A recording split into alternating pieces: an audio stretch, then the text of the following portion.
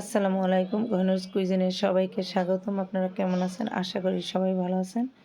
আমরাও আপনাদের দোয়ায় অনেক অনেক ভালো আছি। আজকে আমি সারাদিনে কী কী রান্না করলাম আপনারা দেখুন। আমি সকালে নাস্তার জন্য আজকে ভাত রান্না করেছি। ভাতটা রাইস কুকারে রান্না করে নিলাম। সকালে নাস্তা আলু ভর্তা, চিংড়ি মাছের ভর্তা, ডিম ভাজি করে নিয়েছি। এবার দুপুরে লাঞ্চের জন্য আমি চিকেন রান্না করেছি।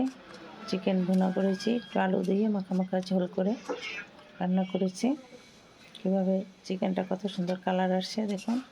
রান্নাটা দারুণ হয়েছিল, খেতেও অসাধারণ ছিল। আমি রাতে আরেকটা রান্না করেছি, চিকেনের গিলা কলিজা দিয়ে একটু মাংস দিয়ে পা দিয়ে একটু লটপটির মতো স্কিন দিয়ে লটপটি বানিয়েছি। লটপটিটা আমি কষিয়ে নিলাম, ভালোভাবে কষিয়ে আমি একটু ঝোলের পানি দিয়ে দিলাম। ঝোলের পানিটা শুকিয়ে গেলে আমি একেবারে ভাজা ভাজা ভুনা ভুনা করে নিব। আজকের লটপটিটা সেরকম হয়েছে, খেতে দারুণ হয়েছে।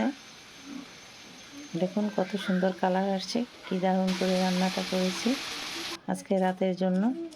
আমি রাতে পরোটা দিয়ে এটা খাবো, এই জন্য আমরা বাসার সবাই পরোটা বানিয়েছিলাম, পরোটা দিয়ে লটপটিটা খেয়েছি।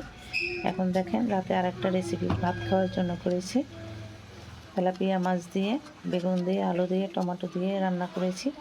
দারুণ হয়েছিল খেতে।